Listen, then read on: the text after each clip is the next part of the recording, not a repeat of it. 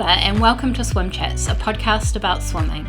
I'm Shona Riddell, a writer, former journalist and swimmer from Wellington, Aotearoa, New Zealand. For each episode, I talk to a different guest from our swim community. Remember, if you have any questions, thoughts or suggestions, you can email me at swimchatswithshona@gmail.com or follow Swim Chats on Instagram. Please hit the follow button so you don't miss an episode. You can also leave a 5-star rating, which helps other people to find the podcast. And if you know people who you think would enjoy it, please tell them about Swim Chats. Share with 2 or 3 other people who might be swimmers, or maybe they just like stories about people getting outside their comfort zones and connecting with the ocean. Every new listener helps the podcast to grow. And to get more involved, you can also become a friend of the podcast, or what I call a swim buddy, for $5 a month on Patreon. To find out more, go to patreon.com/swimchats. Okay, now it's time for this week's episode where I'm talking about swim books, music and films with my good friend Sinéad. First of all, Sinéad, welcome to Swim Chats. Thank you, Shona. What a great opportunity to talk about 2 of my most loved activities, swimming and reading. I know, me too. I've been looking forward to this. And this is an idea that we both sort of came to separately, isn't it? So first of all, we'd better explain how we know each other. So I think it was 3 or 4 years ago that I just started getting in the sea, and I was mostly doing it by myself, trying to sort of find other people who might be doing it as well. And there was a midwinter swim down the road in Breaker Bay, where they always do a sort of cold dip, and then they hold a function in their community hall to raise money, and it involves sort of mulled wine and hot soups and things. And so I remember being in there in my swim jacket and warming up, and someone mentioned that there was a woman taking down names to set up a local dippers group, and that was you. That was me. And like you, Shona, I had been swimming around the South Coast mainly on my own or maybe with a friend, and just thinking, I'd like to, create a way of making this a more regular thing. And I thought, well, if there was a WhatsApp group where I could call on other fellow swimmers and dippers. So obviously then an ideal hunting ground for those was people who would turn out in midwinter to a swim at Breaker Bay, because I wanted it to be an all year round thing. And of course, after forming the little WhatsApp group, I discovered there was already loads of swimming groups around the South Coast, which up to that point I knew nothing of. So I really love the way now how our little group overlaps with lots of the other groups, and join them for different activities, and like the 12 Bays of Christmas and the Matariki swims. So it's just a whole great community on the South Coast, and very happy to be a part of it. That's right. And we've got a really friendly group of dippers that meet on Saturdays usually, but we can sort of plan swims whenever, and there's always someone up for it, isn't there? Like, no matter what the weather. Absolutely. Well, these past few, because we do a full moon swim every full moon, and obviously these winter ones are quite challenging, but it's amazing that there's always someone who's ready to join. That's right. Join in for those. Good for lifting the spirits. And the great thing about the group, I think, is people come and go a bit. People travel, or they get busy with work, but it's on whether people can make it or not. And if people come, they come, and if they can't, they don't. But they can always come back. And so it's not something you're sort of committing to religiously, but it's always there for people who want it.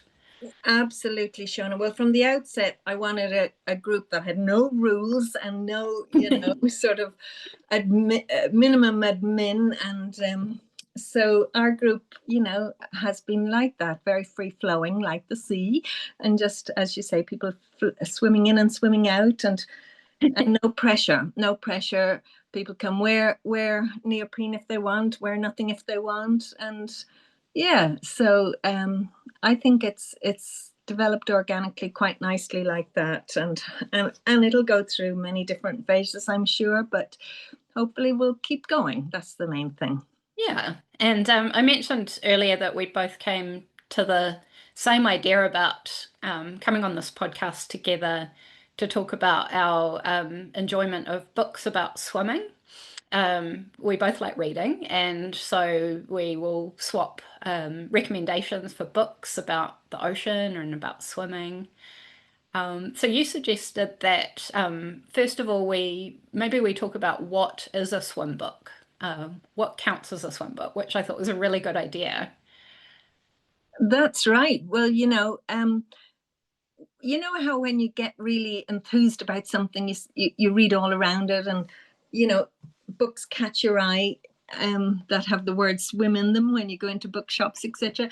And I've kind of noticed that swim books fall into, well, there's the guides on how to improve your stroke, and guides on safety for ocean swimming, and guides on everything to do with the actual act of swimming.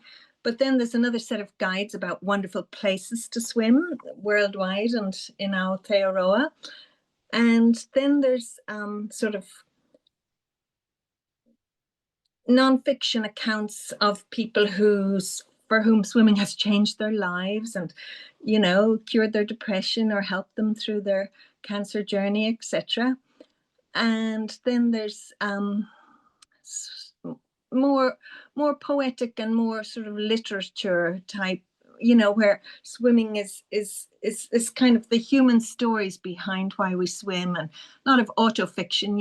It's usually people's own accounts, but it can be pure fiction about swimming and life, I suppose. So they're the main sort of buckets that I think swim books fall into. And of course, there's the division between books about pool swimming and books about ocean swimming, and some cover both. Yeah, exactly. And for me, often, even if a book just has a few pages about swimming that resonate with me, even if it's not exactly about swimming in its entirety, I still think of it as a swimming book. And I might add it to my collection. Absolutely. Well, a couple of the books I'm going to review today fall into that category, Shona. They're not, meant to be swimming books, but they have a few descriptions of swims, but you can see how they're so important to the author and how they inform lots of the other themes in the book. And so I really enjoy those kind of books. Yeah, so you and I have each assembled three books to talk about today, I think. And you mentioned that we should probably say at the beginning that we haven't included Roger Deacon's Waterlog because I've already talked about it in a previous episode. So if anybody is coming specifically to this episode and wonder why why this founding sort of document of wild swimming is not mentioned, that's because it's in a previous episode, which I can link to in the show notes. Sure. And maybe when I come on to discuss my books, and movies, I'll point out how they have been influenced by the Roger Deacon books, but we won't specifically discuss his one today. Yeah, we can certainly reference it, yeah, because it's such a formative piece of literature. Absolutely, the ultimate swimming adventure book. Yes. All right. Well, would you like to go first with your first choice, or would you like me to? I don't mind. Well, I think we agreed we would talk about guidebooks first, and I can quickly tick off my guidebook, which is a guide to wonderful swimming places around the world. It's a Lonely Planet publication called The Joy of Wild Swimming, 60 Travel Experiences to Uplift and Inspire. And it's a coffee table book with wonderful photos, and it's the authors go around the world to various iconic swimming spots and then write about them. And so it's a beautiful book, and one that before I travel somewhere, I will consult to see if there's a swimming spot I absolutely have to find on that trip. And I'm glad to see that they include a couple of Kiwi iconic swimming spots, which I have not been to, I should say.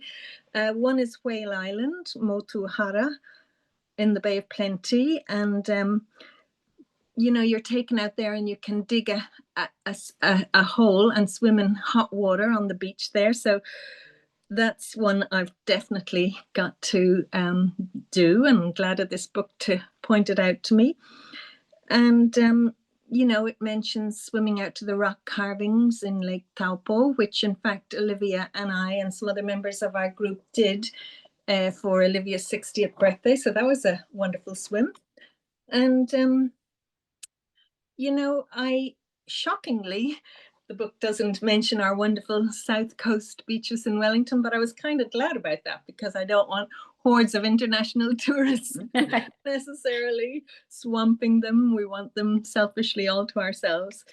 So, yeah, a great, beautiful coffee table book about wonderful swimming places. I love books like that because you can just dip into them, no pun intended, and dream of future swim holidays. Yeah, absolutely. And this is a global one, but you can get more specific ones if you're going somewhere in particular. For example, I know you recently went on a wonderful swimming holiday to Sydney, and there's several books about the ocean pools in Sydney and swimming spots in Sydney. So same if you go to London, there's a raft of books about the Hampstead Heath ladies pool. And so, yeah, wherever you're going to go, just look up online what the book, and you'll find a book about guiding you to, more specific swimming spots in that place. Awesome. All right. Well, are we ready for the next book, or is there more you'd like to say about that one? No, you tell me about your guide. All right. So for my guidebook, I chose a relatively new book called Taking the Plunge: The Healing Power of Wild Swimming for Mind, Body, and Soul.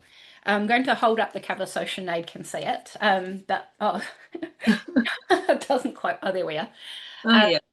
Oh, cool. Yeah. So I'll just describe it since this is an audio podcast. It's got the backs of maybe 7 people just starting to walk into the sea with the golden, maybe late afternoon sun on them, and they're walking into the sea, and it looks like a colder season because most of them are wearing woolly hats on their heads and togs on their bodies. And the reason I chose this one, it was written in 2019 by Anna Deakin and Vicky Allen. So one wrote, one took photos, and it's just full of beautiful color photos. This is a book about wild swimming in the UK, but it sort of applies to swimming everywhere. It's got quotations just from everyday people about what is special to them about swimming. And there's so much joy in it. It talks about all the different types of swims you can do. You can do cold swims, swims in the nude. There are some bare bum pictures in the book. Swims with family, swims under waterfalls. There are some sort of more poignant chapters about swimming through grief. Healing physical pain for people who have had illnesses, or community swims, people literally breaking the ice, which they seem to do in the UK in winter to get into cold water. Swimming out of your comfort zone, whatever that means to you. And just sort of being more playful. Sunrise swims, which I know we love here as well. There's also some good safety advice in there, just sort of the disclaimers about don't just jump in the sea in winter if you've never done it before, and, ways to warm up afterwards. So there's some practical information in there too. But overall, what I really love about it is it's just this beautiful coffee table book that celebrates open water swimming in whatever shape or form you take it in. And yeah, the quotations from people can often be quite moving. So I've just picked a random one which I've bookmarked. So Gabriella, a journalist from Glasgow, just said, lots of things went really badly wrong, all at the same time in my personal life, and I was looking for a way to manage my stress. Before that period, I was floating along, sort of directionless. Taking up swimming anchored me to something solid. It gave me a code to live by. one that forced me to take better care of myself. I like the shock of the cold water and the way it reboots my brain. The colder and wilder the sea is, the better. It seems to flood me with feel-good chemicals. Wow. Yeah, that covers it all, doesn't it? Yeah, that's what I was thinking. And the other thing I like about it is it has a entire chapter dedicated to body image. So I know for a lot of women swimmers in particular, not just women, but you know, when you get into open water swimming, suddenly you're wearing togs in a public arena, and that might be something that people aren't used to. And, you know, sometimes you're being photographed or filmed, you know, for, you know, here in New Zealand, sometimes, you know, TV crew come or a newspaper photographer or, you know, if it's a special event. And so you do sort of have to rethink your body image a little bit or become possibly a bit more comfortable with being in public in your togs. I know that's something that I thought about. So I liked how the book covered that. I think that's a really important thing that it covered, especially for younger women. I think as we get older, you know, I'm a lot older than you, Shona, but you stop caring about that. You honestly do, you know. But obviously, in my 20s, you know, how I looked in my swimming suit would have been paramount, and in my mind, if there was any kind of photos been taken. So I think, especially for younger women, it's good to read that stuff and realize honestly, you know, of course we want to protect people's privacy as well, and we don't want stuff going up, you know, online that people mightn't be comfortable with, but for ourselves to get comfortable in our own skins, the sea and swimming can really help with that. And yeah, if you spend a lot of time in your togs in all kinds of situations, it just becomes second nature and you don't even worry about it too much. Yeah, that's right. And you learn to appreciate your body, I think, and just the fact that Yeah, you yeah, can and do what it it. can do, and the joy, you know, that your body as well as your mind gets from while swimming, and even from bashing out your lengths in the pool. All right, shall we move on to our next book? What's your second book? Yeah. Well, so my next book is falling more into the realm of literature. It's quite poetic, and it's called Small Bodies of Water, and it's by a New Zealand young New Zealand author. And again, as we talked about earlier, it's not a swimming book. It's a book about growing up in Malaysia, New Zealand, and England. She's moved around a lot because her parents were diplomats, and or one of them. And you know, she's just grappling with all the things that any young woman growing up is grappling with: love and travel and achieving things and career. And but she's swimming all the time, either in swimming pools in Shanghai or back in Malaysia at her grandparents' golf club, or in Hampstead Heath, and also here on the south coast of Wellington, where she lived. She lived most of her childhood, and out in Days Bay. And I just love her little descriptions of swimming in Wellington. I might read you one. So she says here, to swim in Wellington Harbour is to swim in the deep seam between two tilted pieces of land that have been pulled apart over time. Near Oriental Bay, the harbour carries debris from a summer storm just past, shattered driftwood, seaweed blooms, plastic milk bottle caps, the occasional earlobe jellyfish.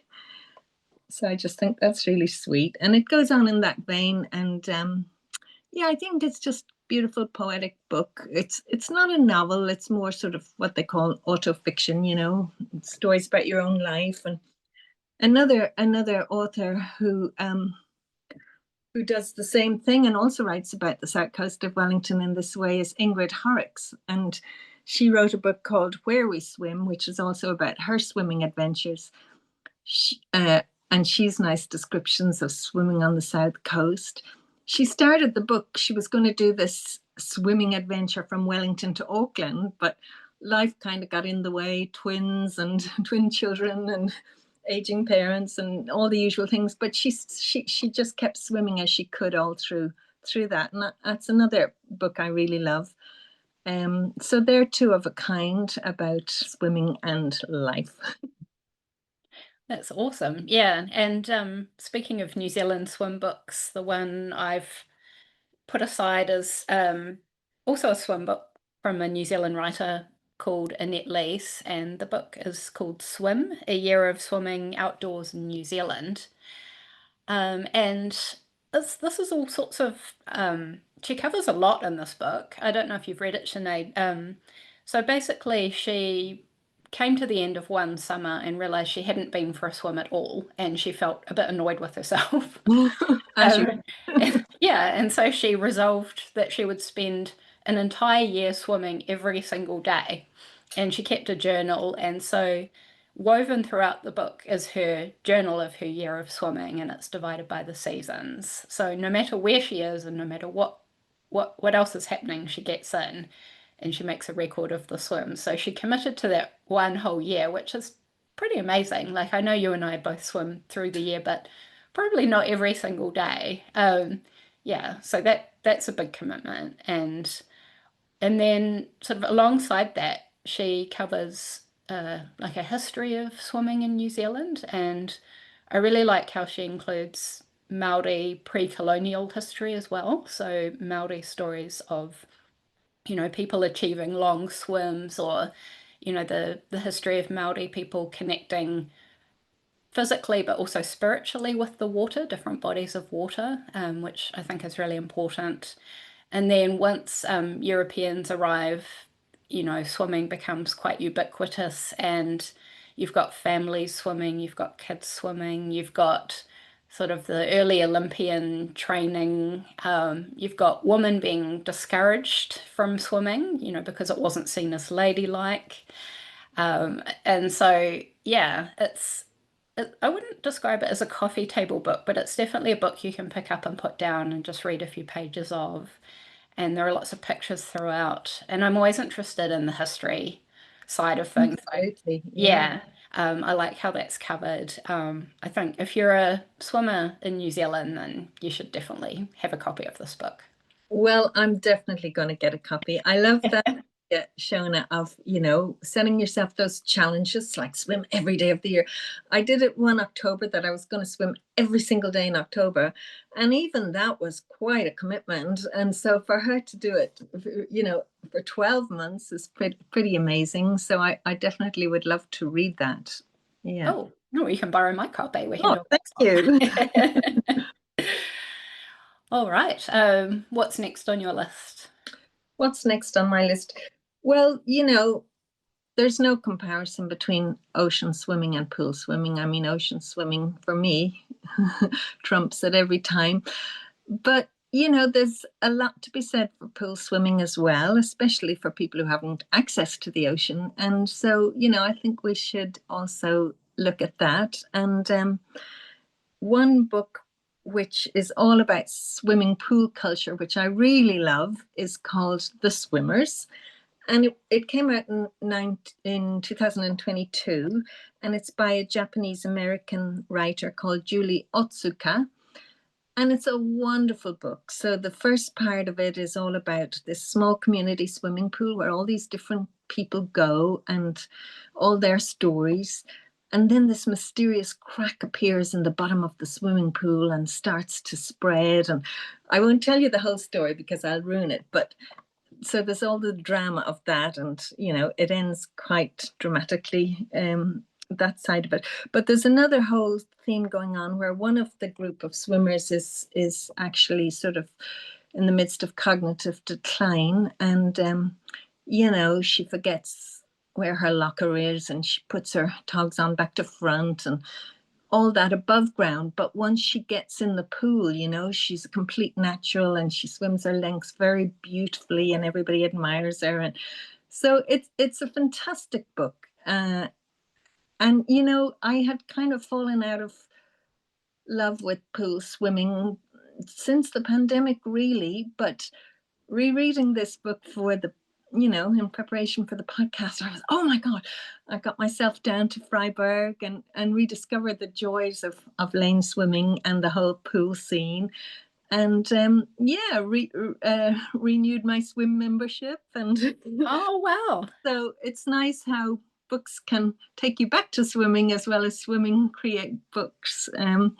So I totally recommend this book. It's also, covers themes to do with the Japanese in the States and what they went through, during and after the war in terms of being sent to internment camps, etc.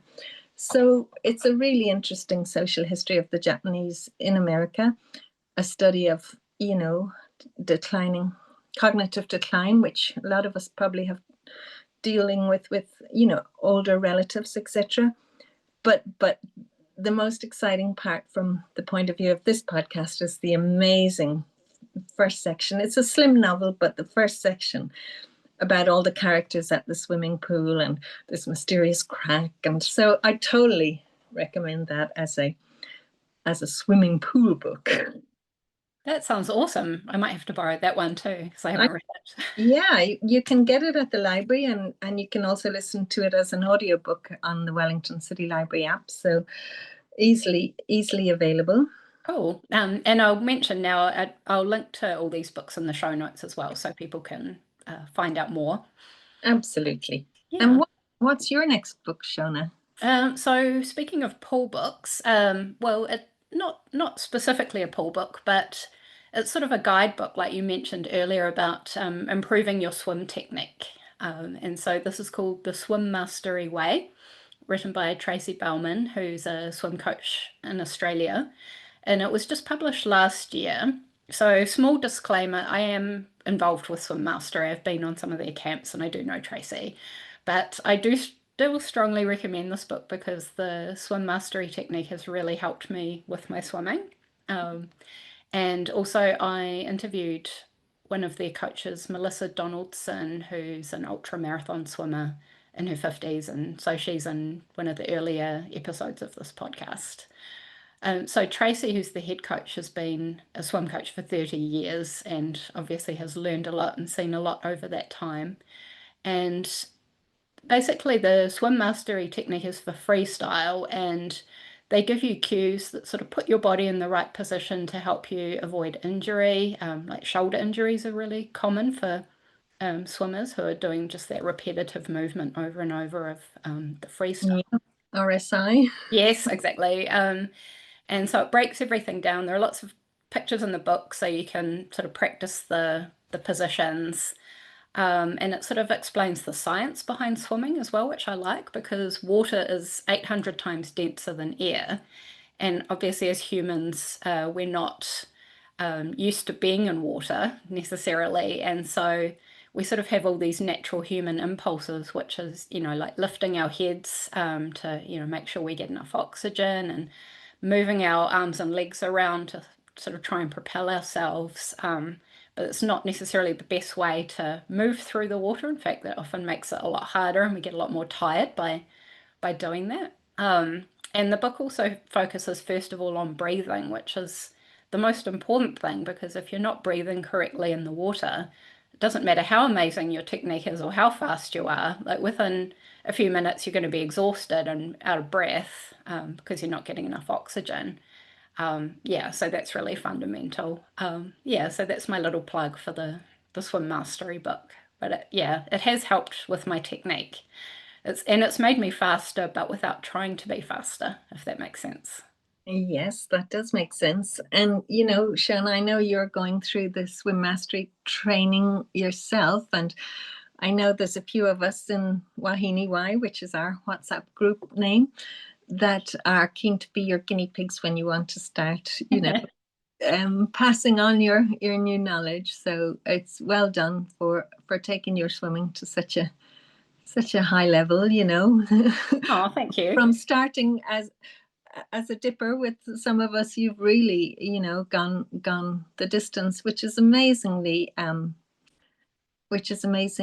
inspirational. And everybody is not going to do all the things you've done, but we love hearing about them. And And so you're a great inspiration on many levels in this swimming community in Wellington now, Shona, and this podcast. I just love Oh, listening to it. It's got so many different aspects to it. So keep up the good work. oh, thank you, Sinead. That means a lot. All right. I realize I have miscounted and I've actually come up with a fourth book to talk Oh, about go for it. because I just get so excited about this topic. I'll just quickly mention it. It's called Swimming to Antarctica by Lynn Cox. Oh, yeah, yeah. Yeah, so she is an ultra marathon swimmer from America. And as the title suggests, she did swim in Antarctica. She was the first person to do an ice mile down there. Yeah. She's also done a lot of other world first swims. So, starting in I think in the 1980s, and she's just a phenomenal person that she quietly sets herself these goals and she'll swim a body of water that no one else has ever swum in. And of course, people will say, "You're crazy, that can't be done." And then she just does it. And so the book is sort of a bit of a memoir, just talking through all these different swims and how she became an open water swimmer. And I just sort of love the matter of factness of it, I suppose. She's not tooting her own horn. Yeah, she's just setting herself these goals. And there was one swim she did between was it America and the Soviet Union in the Wow. 1980s? Yeah, Mhm. during the Cold War and Mm. across the Bering Strait. And Ooh. is credited with sort of helping the relationship between the two countries. Like it was Reagan and Gorbachev who both sort of publicly mentioned her swim, and it seemed to kind of bring the two sides together, possibly helping with the thawing Oh, wow. relations. Yeah. Yeah, I don't know. I wouldn't say it necessarily brought about the end of the Cold War. No, it definitely was some positive news, and Yeah.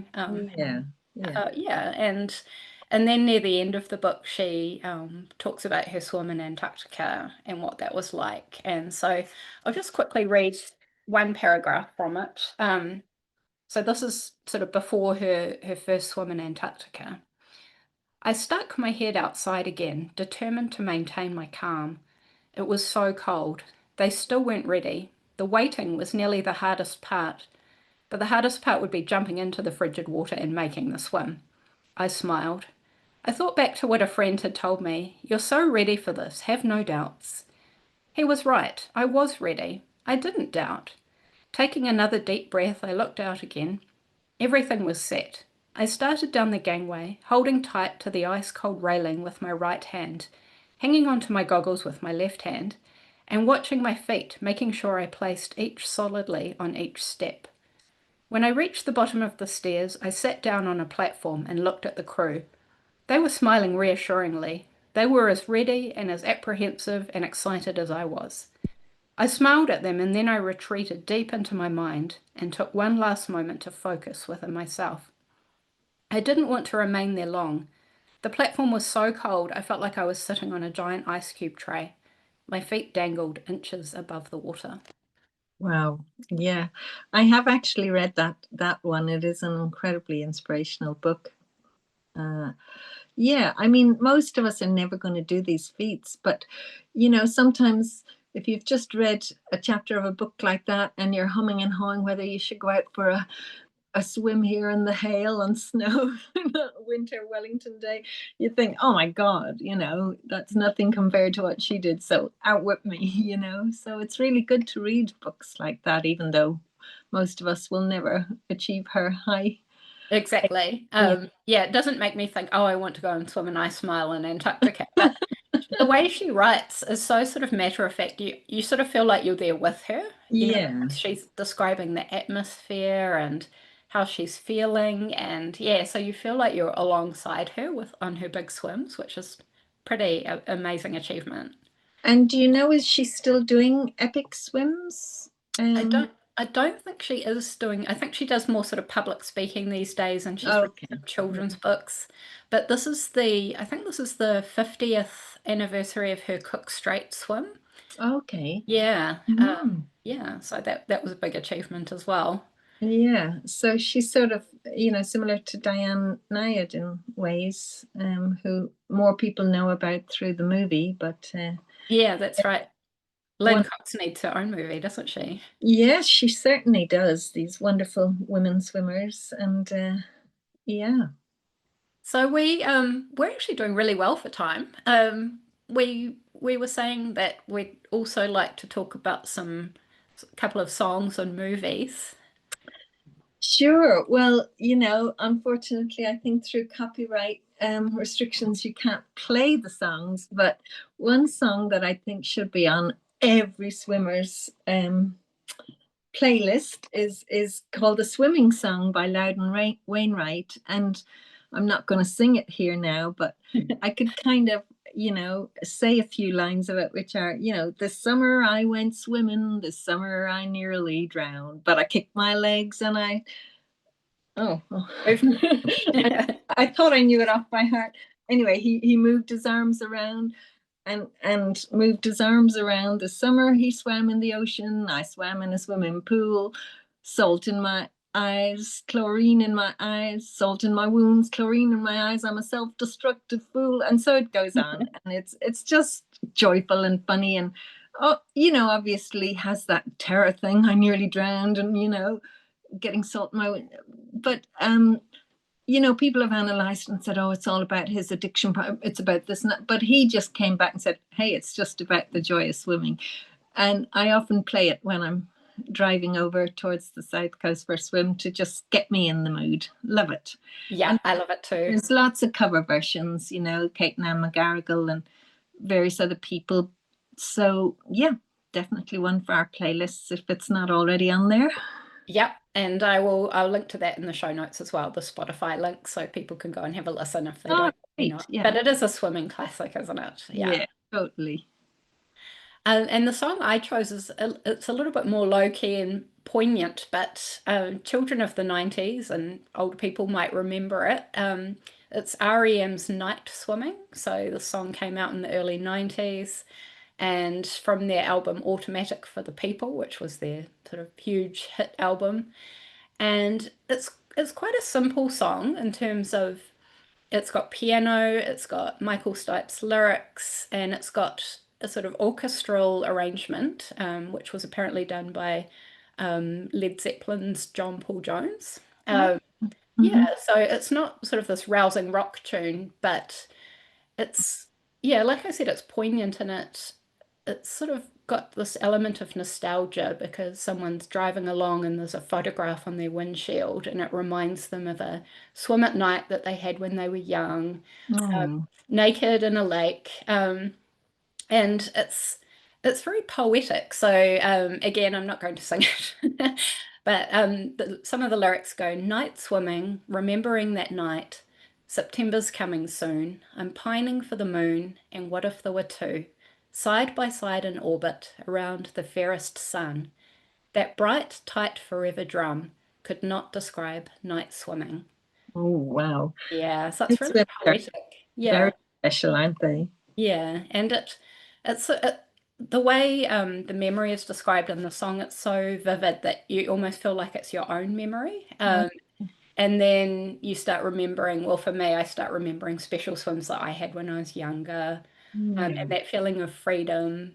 But I think as adults, that's partly why we love swimming, is because you sort of recapture that playfulness and that feeling of freedom that I we had think that's so when we were younger. true. It really, because in middle age, we're so burdened down with, careers and aging parents and children and this and that. And at a certain point, you often find women about my age start getting heavily into swimming because they've cast off a lot of those burdens, or while they have them, they'll sneak off and have a swim when they can. But to be able to totally surrender to the joy of swimming after sort of some of those burdens have been lifted really makes you feel like a child again, free. I don't have to rush back to work, or I don't have to do this.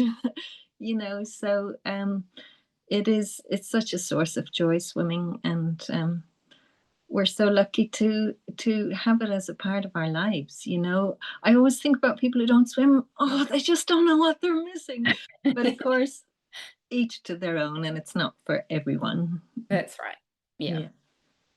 And we've each picked a film, I think. Is that correct to talk about? Yeah, yeah. So the film that I picked was the classic swimming film, and it's a swimming pool film, and it's based on it's called The Swimmer, and it's based on a short story by John Cheever, and it's about this guy Ned, this man. He's an advertising executive or something in Connecticut, and he's at a pool party, and he gets the idea that he's gonna swim his way home through all the neighborhood pools, and this just seems like a really fun idea.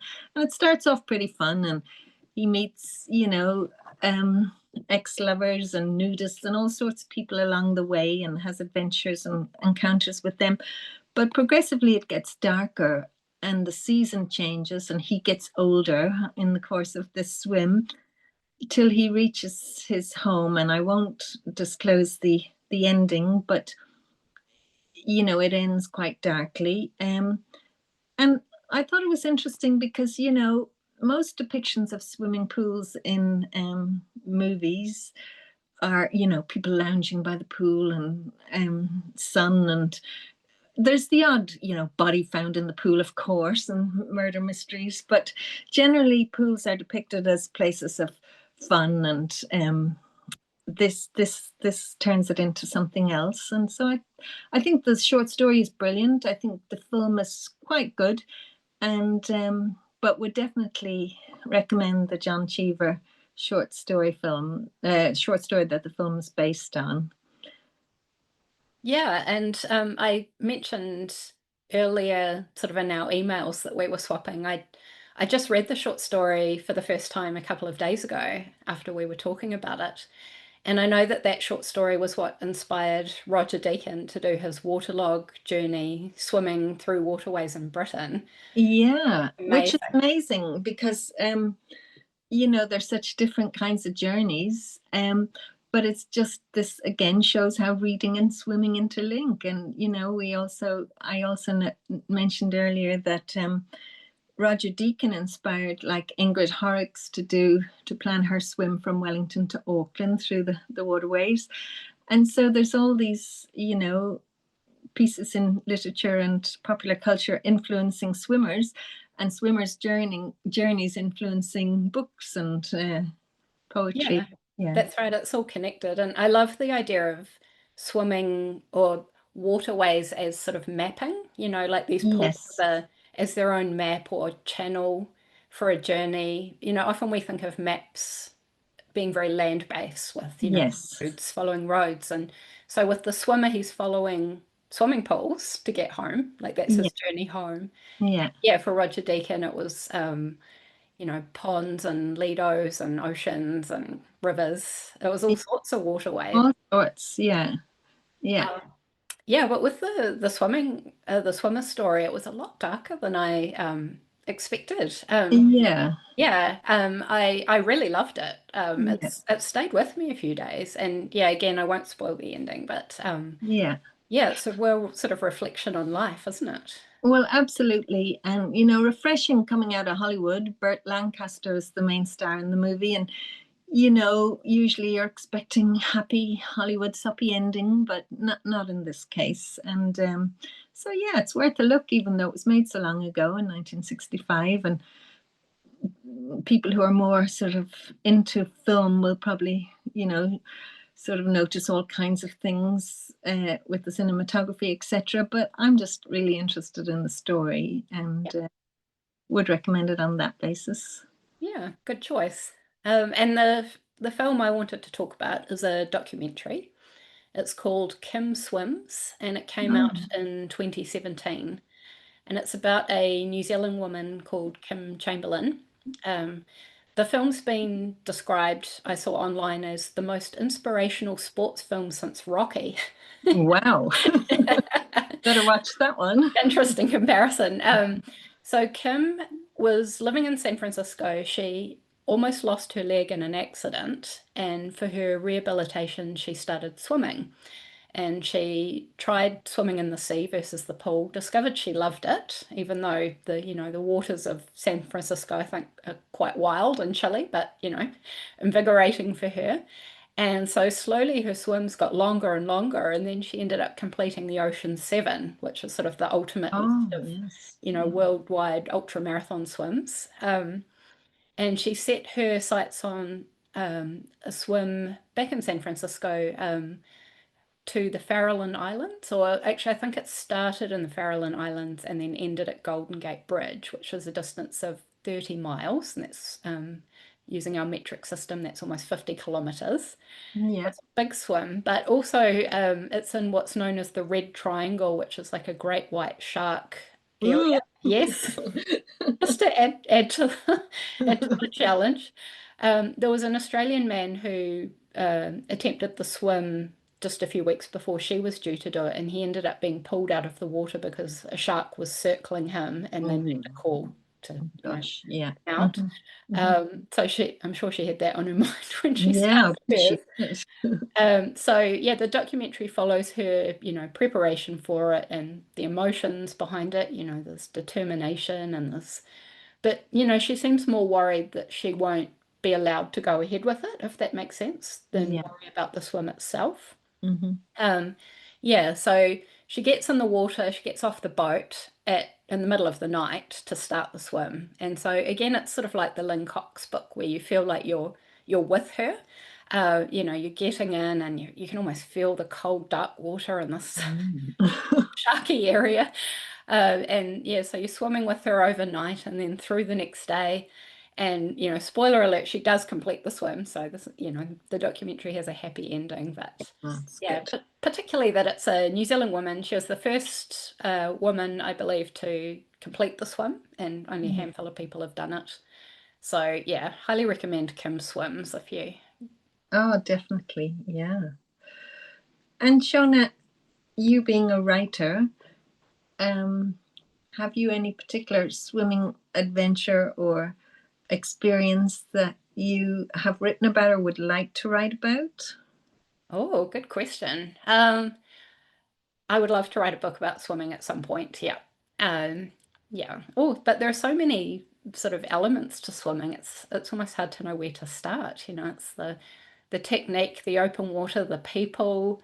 And so for me, the podcast is a great sort of interim step. I'm really enjoying hearing everybody else's stories and sort of meeting all these different people and being able to ask them questions about their swimming. So yeah, I've done a bit of writing about my swimming, but not too much yet. But yeah, I Okay. would like to do more. But I sort of feel like I'm still in the middle of the journey. So Yes. yeah, if Yeah. that makes sense. Yeah, absolutely.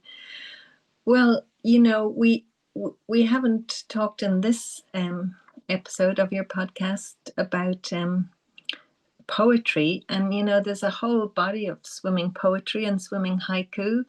And as you say, there's swimming in mythology. Well, Maori mythology you mentioned in particular is relevant to us here in Aotearoa, but in Irish mythology we have the Selkies, the seal women. There's the whole mermaid and thing, creatures that are half human, half sea creature.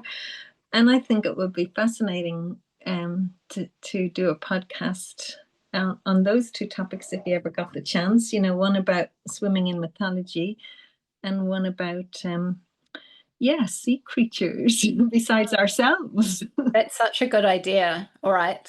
Well, let's do it. Yeah. Yeah, Come let's do back. this thing. Yeah. Yeah. Yeah, definitely. Cool. All right, Sinead. Well, is there anything else you want to talk about before we? Oh, I should ask you about your own swimming. You grew up in Ireland.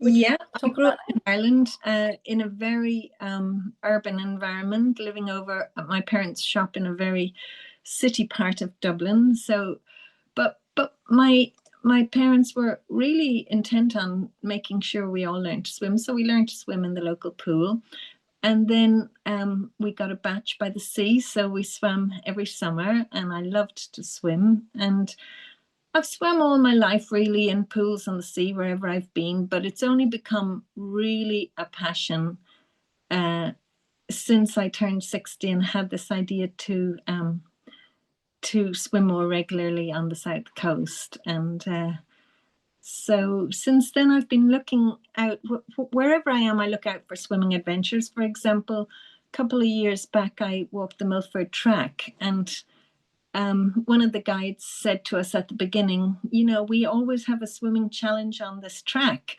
And he said the challenge is that you swim in a fjord, a cairn, a river, under a waterfall.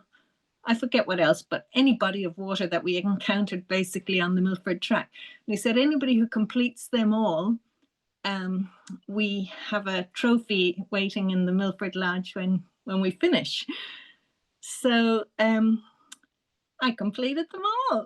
I mean, well done. I have to say, swimming isn't the word here. It was basically a dip in an icy cold cairn on the top of, the McKinnon Pass or somewhere. But it was a great challenge, and I really enjoyed it. And lots of whiskey was drunk in the in the Milford Lodge to celebrate just one of the guides and myself managing to complete the challenge. So that was really fun. And another example how you can combine swimming ventures with something else you do, like tramping or traveling or whatever. So you don't have to have a bespoke swimming holiday, though I am actually looking forward to going on one of those, and might go and follow in your footsteps and go on one in the ocean pools in Sydney with a friend of mine who's keen to do it. But you can combine it with other things you're doing, and that's so much fun. That's such a good point, actually, that you can incorporate swimming into any trip. And I think as swimmers we do that, don't we? Yeah. I find these days it's a priority for me. So if I'm going somewhere, it's I want to stay near a body of water. Yeah. You're not always plan the holiday around it. You're not going to be going into the Australian desert unless you can find a oasis or swim hole in there somewhere.